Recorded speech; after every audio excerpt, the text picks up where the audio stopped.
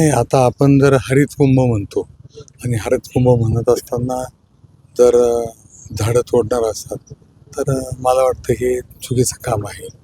आणि लोकभावना वेगळी आहे, तर जनभावनेचा आदर केला पाहिजे. एकतर आपण हिंदू धर्माचाच कुंभमेळा आहे आणि निसर्गाची पूजा ही हिंदू धर्मात आपण सर्वत्रच पाळतो. सापाची पूजा करतो, बैलाची पूजा करतो, झाडाची पूजा करतो. सर्वच निसर्गाची आपण पूजा करणारे लोक आहे. त्यामुळे हा एक वेगळा संदेश जाण्यासारखा आहे. तर मला असं वाटतं की जनभावनेचा आदर केला पाहिजे. एकीकडे तपोवन आहे, दुसरीकडे हे जर झाडं कट झाली किंवा त्याची तर सिमेंटचं जंगल या ठिकाणी उभं राहू शकतं. या संदर्भात आपण काय? नाही, तो विषय तोच आहे ना. तपोवनमधून वन निघून गेल्यावर काय राहणार आहे? सिमेंटचं जंगल राहणार आहे. आणि माझं मत असं आहे की लोकांची भावना आपण आदर केला पाहिजे. नाशिक शहरात जे लोक राहतात त्यांचं जे फुफ्फुस आहे त्यांचं लोकांची भावना आहे की हे फुफ्फुस वाचलं पाहिजे.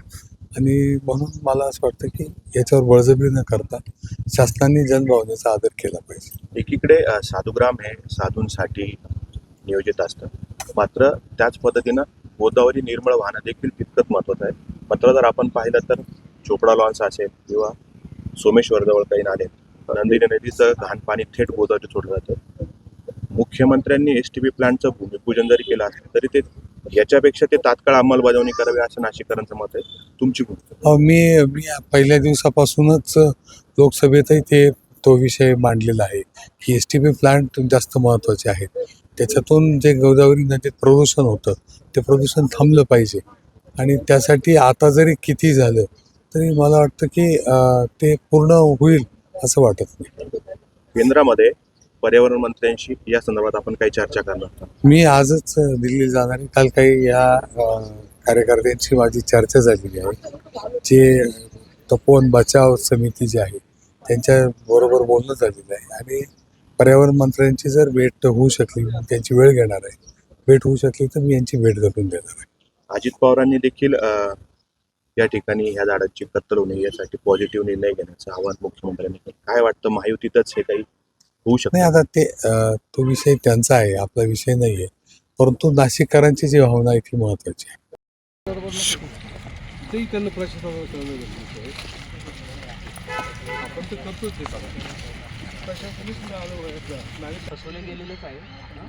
गाडी तर सामला झेंडा घेऊन गेलेली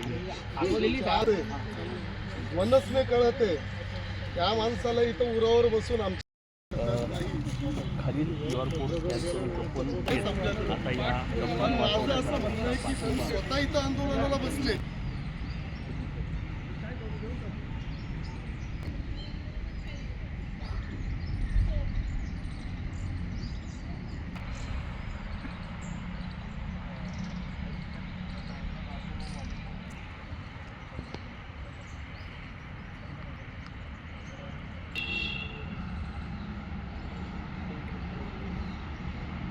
आंदोलनाला पाठिंबा देण्यासाठी धुळ्याची टीम आलेली पूर्ण आधी काय येत आहे म्हणजे नाशिक जिल्ह्यातच आहे, परंतु स्वतः येत आहे.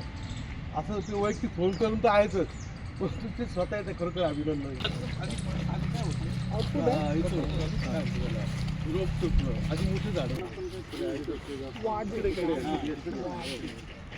सरकारकडे असो किंवा शासनाकडे असो जनता आहे,